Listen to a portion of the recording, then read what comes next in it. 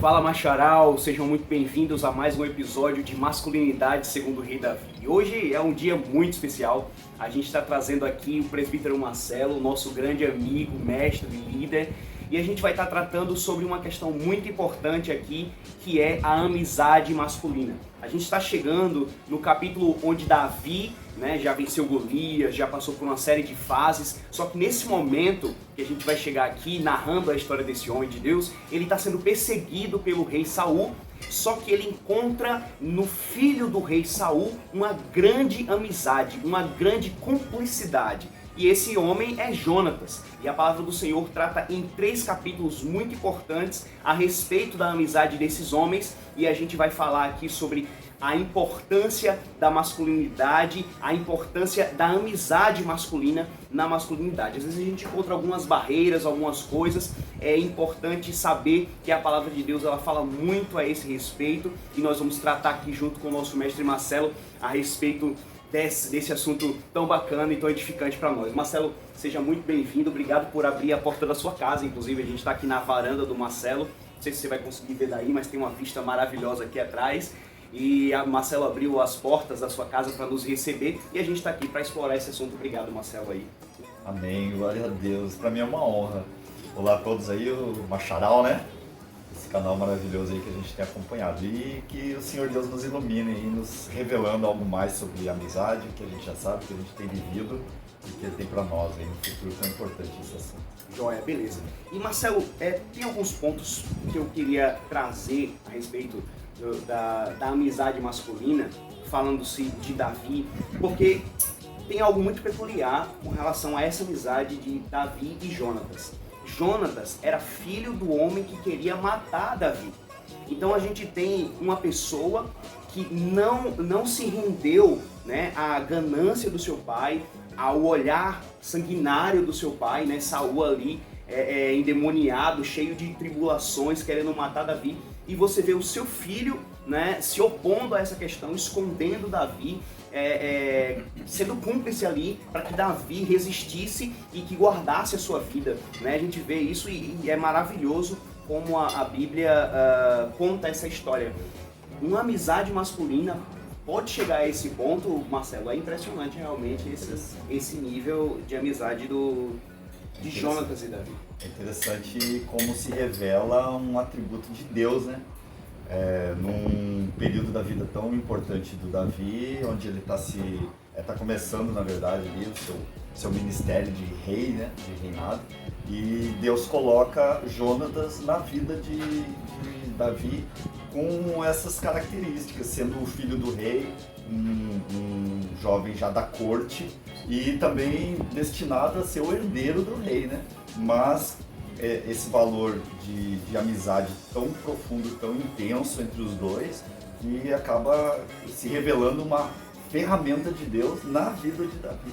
E então a gente tem isso como uma revelação mesmo de que a amizade é importante, é de Deus e ela sempre vem como um auxílio, um reforço dos propósitos que nós temos aí da parte de Deus. Marcelo, para a gente poder contextualizar isso aqui que a gente está falando, eu queria que a gente lesse aquele trecho em que Jonatas recebe Davi no palácio, até porque Davi já morava ali, por conta da vitória de Golias e tudo, mas havia um conflito ali, mas Jonatas, quando o conhece, existe um encontro aí narrado no livro de 1 Samuel, e eu queria que você lesse para mim o momento em que Jonatas conhece Davi e entrega os itens de guerra para Davi. Davi que era um camponês, era um pastor de ovelhas, não tinha espada, escudo, couraça, era realmente um homem do campo.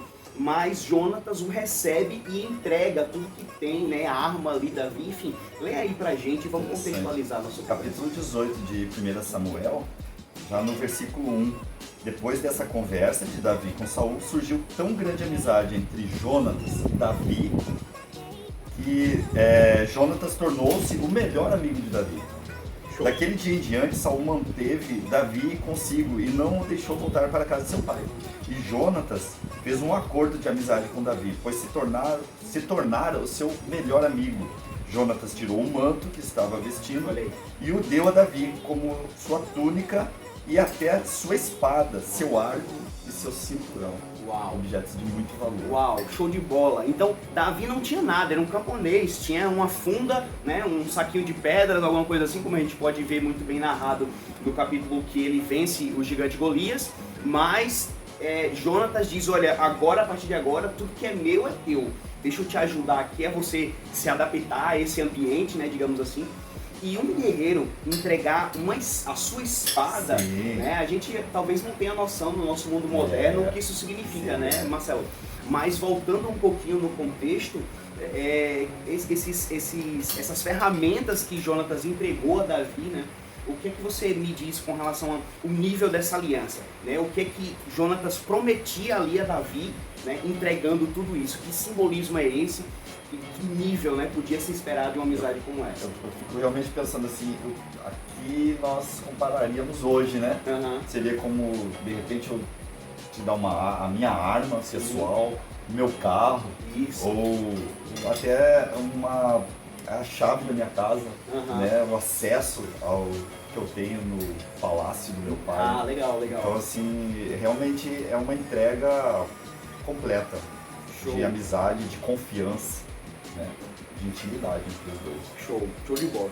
E aí eu separei alguns pontos pra gente conversar aqui com o Marcelo, e eu queria começar falando sobre a introspecção masculina, a tendência do homem ser introspectivo. Sim. Porque você vê aí dois personagens que a princípio a gente não conhecia sobre Jonatas, não vinha escrito sobre ele antes dele aparecer aí, mas você via Davi até que com uma certa desinibição e tal, mas Davi, ele tinha ele era um pouco rejeitado ali na casa do seu pai. Sim. Você percebe que quando Samuel foi lá para procurar quem ia ser o rei de Israel e ungir o rei, Jessé chamou a todos os filhos, mas Davi ficou lá, né? Davi não foi convidado para a mesa. Então havia uma certa rejeição ali para Davi. E hoje, nos nossos dias, como uma espécie talvez de defesa mesmo da natureza masculina, a gente não é tão aberto assim, né? A amizade feminina é diferente, né? As mulheres, elas são mais abertas, elas sentam, conversam sobre qualquer assunto, elas se abrem, você dá 10 minutos, elas já estão falando da vida inteira, né? Se confessando ali, mas o homem tem a tendência de ser mais introspectivo, né? Como é que a gente pode vencer essas barreiras e por que vencer essa barreira? De repente a gente está chegando num ambiente novo, né, na igreja, ou até no trabalho, em qualquer lugar. Como vencer e por que vencer essa tendência da introspecção masculina? E ainda mais, aproveitando para você se estender um pouco mais, por que talvez o homem tem essa tendência à introspecção e como você né, na prática, como é que isso funciona contigo? Eu sou normal. Sou reservado, acho que isso é da natureza, a gente percebe que é da natureza do homem em relação à mulher, muito reservado. Demora muito a ganhar confiança de um irmão, de outro homem. E a gente vive numa sociedade assim, né? Uma sociedade bem machista. Lá no Rio Grande do Sul é muito, aqui no Nordeste também. Sua origem, né, macho, né? Rio Grande do Sul. O macho é muito fechado, não abre a sua intimidade, sua história, né? Suas dificuldades, suas tristezas, seus confrontos. Então isso aí é muito marcante e é uma dificuldade mesmo para fazer laços de amizade. No mundo, geralmente as aberturas são no futebol, na mesa do bar, né? Ou até mesmo em algumas problemas mesmo de trabalho, onde surgem as possibilidades, uma ajuda, né? um apoio. Então, são essas oportunidades. Agora, na igreja, nós temos também que vencer essas barreiras. O que nós temos na igreja de diferente são homens que já estão há algum tempo na igreja, já foram tratados de rejeição, já foram tratados, né, a questão da inibição, então já tem uma outra visão, a cosmovisão cristã, né, de amor, de solidariedade, de ajuda mesmo. E nós que já estamos na igreja temos essa responsabilidade de ver e enxergar os homens que estão chegando e muitos estão chegando como nós chegamos um dia, Isso, justo. né? Com dificuldades também, buscando novas alianças, buscando novas amizades, um ambiente novo. E sempre que a gente chega num ambiente novo, a gente chega com reservas, Sim. chega, né, procurando primeiro conhecer, cheio de escudos. Tem um instinto natural, masculino, Exato. eu acho, de Então, proteção, então, né, sempre armado, sempre então pronto nós para o temos confronto. Né? essa responsabilidade de entender esses homens e buscar facilitar essa chegada, essa abertura e apresentar a outros irmãos para que se criem também laços de não só espirituais, mas também sociais, né? Futebol, trabalho, de interesses comuns, isso ajuda bastante. Bacana, porque é o seguinte, quando a gente se depara com um ambiente de igreja, um ambiente eclesiástico e tal, a gente começa a entender que Deus nos chamou para a comunhão.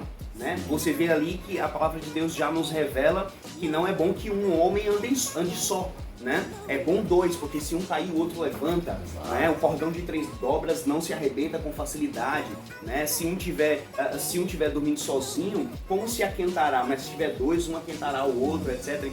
Então a Bíblia ela dá realmente um valor à comunhão, né? E às vezes a gente chega realmente no ambiente da igreja decepcionados às vezes, com esse sentimento de introspecção ainda mais fortalecido por conta de traumas que a gente viveu lá fora e tudo, às vezes familiares, às vezes com as amizades, né, do mundão e tal, galera que nos traiu, que nos deixou, etc.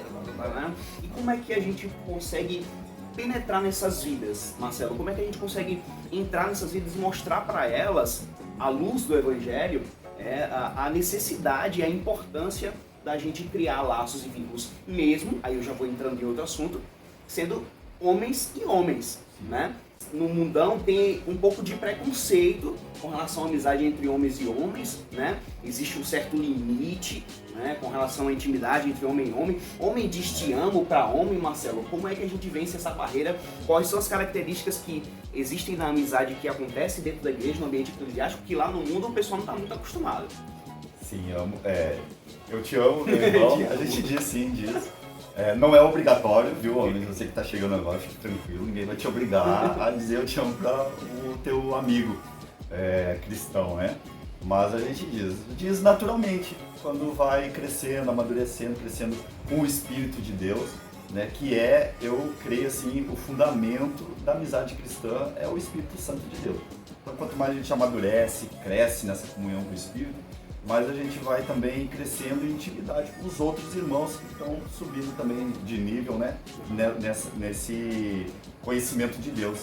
Porque o que tem de básico na amizade é a confiança, né? E a confiança vem do conhecimento.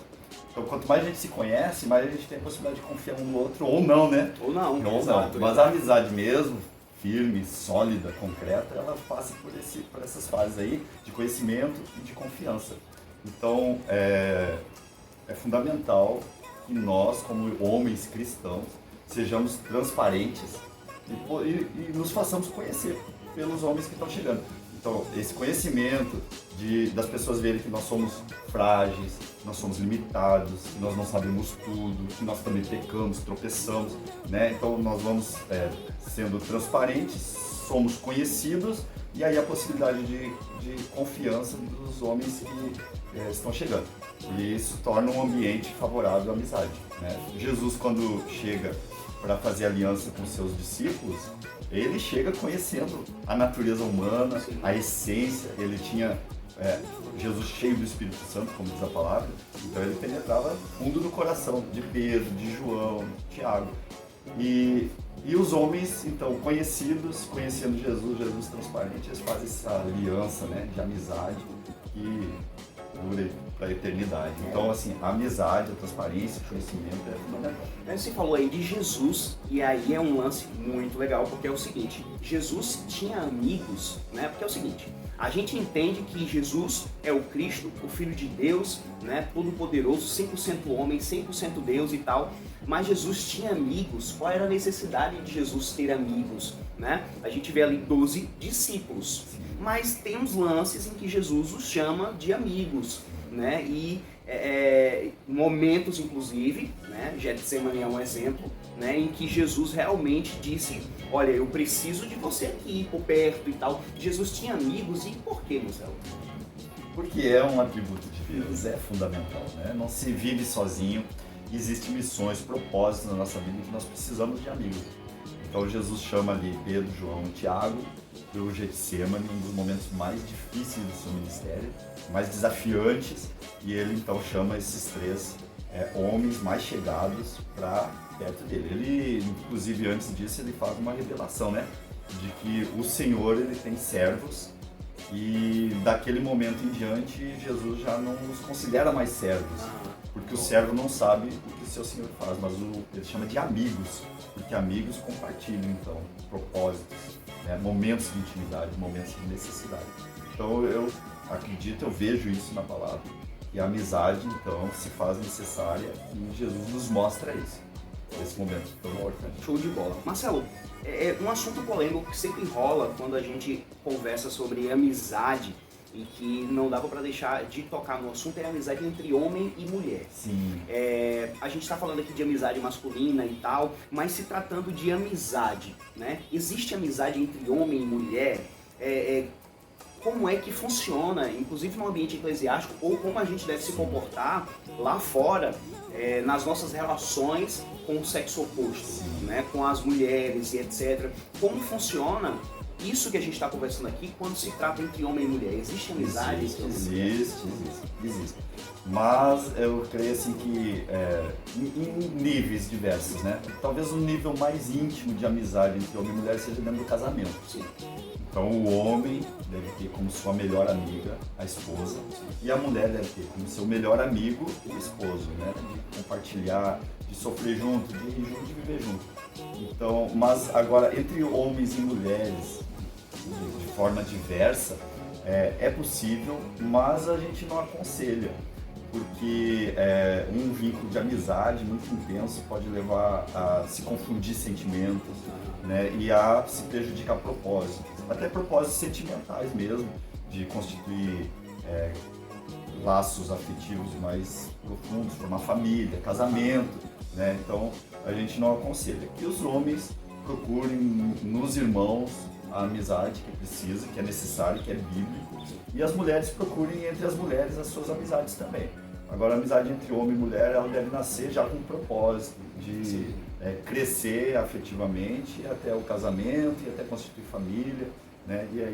E aí voltando lá para Jonatas e Davi, assim, falava sobre isso e eu lembrava como a palavra descreve como que eles se tornaram uma só alma, né? A palavra diz que a alma dos dois se entrelaçou. É muito forte isso, Marcelo. Se entrelaçou. E aí eu fico pensando assim, cara, essa é a amizade que eu quero ter com Jesus. Cara. Sim. Que a minha alma se entrelace com a dele, que nós possamos ter intimidade e eu possa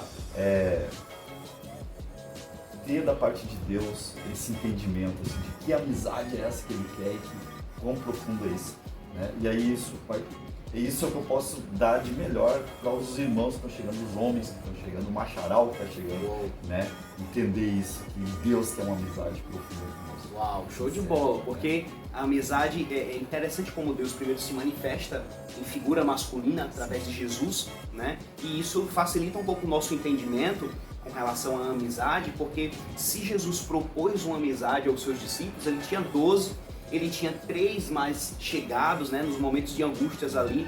No Getsemane é um exemplo, ele chamou Pedro, Tiago e João para mais perto, mas no livro de João faz questão de dizer que ele era o discípulo amado, né? Ele gostava de levantar um pouquinho e dizer, não, mas o discípulo amado aqui sou eu que repousava a cabeça no seu peito e tal. Ainda tinha um que ainda ousava ser um pouquinho mais, né? E o mesmo Jesus ali, ele está vivo hoje, tem relacionamento conosco, né? E cabe mostrar a importância de ser amigo de Jesus, né? De abrir mão das nossas amarras, dos nossos bloqueios, né? Nos derramar realmente assim aos pés de Jesus, querer contar os nossos segredos a Ele e ouvir dele também os segredos que Ele tem para contar para nós.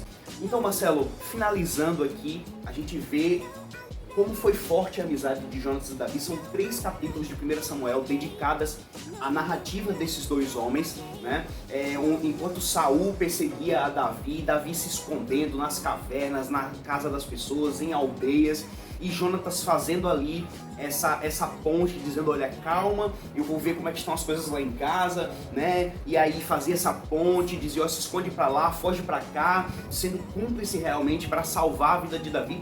E a gente vê um propósito, porque se Davi fosse morto por Saul, ele não poderia cumprir o propósito pelo qual Deus designou, que era ser rei de Israel. Mas tem um ponto importante que eu acabei de lembrar, Marcelo, pra gente ressaltar aqui. Veja, Saul era rei de Israel. Davi tinha sido ungido rei de Israel e iria ocupar esse trono. Só que a gente vê aqui que é monarquia. E quem ocupa o cargo depois que o rei morre é o filho do rei, Jonatas. Então como era, meu Deus, que mistério é esse que Jonatas lidava tão bem com a informação de que não era ele que ia assumir o trono quando Saul morresse, era Davi. Então alguma coisa ia acontecer nesse momento aí, nesse desenrolar dessa história, que era Davi que assumiu o reinado e não Jonatas. E aconteceu. Saul e Jonatas morreram no mesmo dia e Davi assumiu esse reinado. É interessante porque Jonatas, posso dizer, saltou essa muralha dessa informação de que, olha, eu não sei o que vai acontecer, mas se Deus te prometeu que você vai ser o rei de Israel, você vai ser o rei de Israel. Tudo bem que na linha sucessória sou eu, mas seja o que Deus quiser. Cara, abrindo mão do reinado futuro para ajudar alguém a tomar esse trono. Nossa, Marcelo, são mistérios que só quem já teve uma amizade profunda, verdadeira, sincera, pode entender. Cara, show de bola, show de bola. Isso também acontece, eu vejo assim, de uma maneira assim, rápida, olhando dentro da nossa própria casa em relação aos nossos filhos. Porque o nosso reinado de pai, na verdade, está sendo preparado para passar para os nossos filhos. Isso. Né? Então esse desapego, né, em algum momento ele vai ser cobrado. Ou nós nos desapegamos e deixamos correr, ou a gente se apega ao título e bota tudo a perder. Isso, show de bola. Marcelo, e aí um recado final pro Macharal, para essa galera que está acompanhando a gente aí a respeito de masculinidade, a respeito de amizade e relacionamento com Deus e tal. Que recadinho você podia deixar pra gente finalizar aí? Importante, homens de Deus. Primeiro assim, que a amizade vem de Deus. Deus criou Adão com vínculos de amizade, colocou isso na nossa natureza, colocou isso como um fundamento na nossa sociedade. É importante. E nós conversando aqui, me vinha na mente como é importante a amizade dentro de casa, entre pai e filhos. Talvez você não tenha tido a oportunidade de ter uma amizade profunda com seu pai, mas hoje Deus está dizendo, eu quero ser amigo de você, como pai, filhos, venham a mim e tenhamos uma amizade. E se você, homem, tem filhos, valorize isso, que o teu filho seja o teu melhor amigo e ele encontre no pai, não só a autoridade que tem que ter, o instrutor que tem que ter, e o amor que tem que ter, e um amor também de amizade. E ele corra para você antes de correr para os amiguinhos, sim, mas ele encontra no pai um verdadeiro amigo. Show. Isso é uma das demonstrações de masculinidade mais fortes que a gente tem falado muito aqui no nosso canal, na nossa página no Instagram. A importância do homem ser a primeira referência do filho, quando se tratar de exemplo, quando se tratar de reação, quando se tratar de comportamento, de socorro, de refúgio, que antes de qualquer coisa, tem uns adesivos, umas frases que o pessoal gosta de dizer, olha, adote o seu filho antes que o mundo o adote, que nós possamos ser a primeira referência dos nossos filhos, a barreira entre eles e o mundo, entre eles e as amizades, entre eles e o mundo, entre as ofertas do mundo, que o pai esteja ali sendo espelho, sendo a peneira para filtrar tudo isso, né? É uma das demonstrações mais incríveis de masculinidade, você criar aquele pequeno homenzinho ali, para tê-lo como referência, ter-te como exemplo, como espelho, para no futuro poder também projetar a nossa imagem. E enquanto nós projetamos a imagem de Cristo, ele vai projetar a nossa imagem, que por consequência projeta a imagem de Amém. Cristo lá fora. Glória a Deus por isso. Amém. Gente, glória a Deus por esse dia. Obrigado, Marcelo, Glória pela tua a participação, por esse dia maravilhoso aqui na casa do Marcelo. E a gente encerra aqui o quarto capítulo, o quarto episódio de Masculinidade segundo o Rei Davi. Forte abraço, um acharal, fiquem com Deus. Amém, Curte amigos. esse vídeo, compartilha, comenta aí, fortalece esse canal, essa ideia. Deus abençoe vocês. Obrigado, Marcelo. Valeu, Deus.